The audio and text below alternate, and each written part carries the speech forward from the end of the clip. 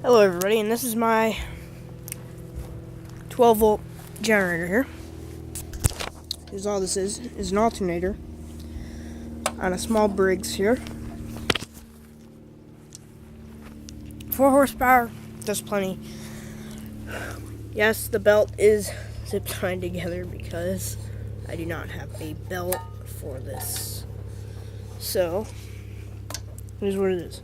It's alternators mounted on this bracket here, which is pigeon pooped on to this bracket. And this bracket is where this thing mounted on there.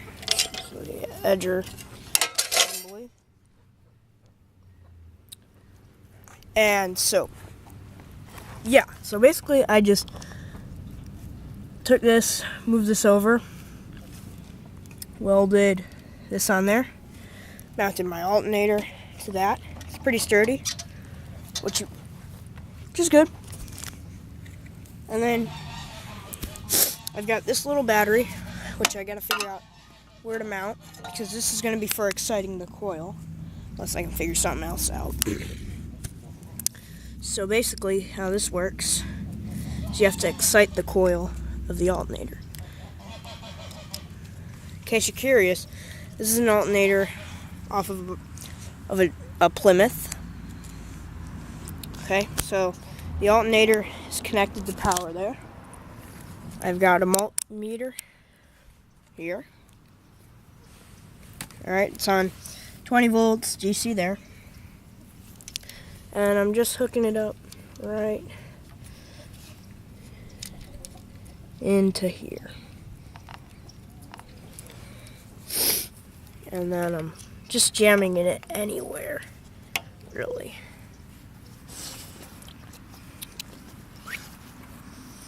Alright, so here's the thing. It's all set up there. I'm gonna go ahead and fire this up.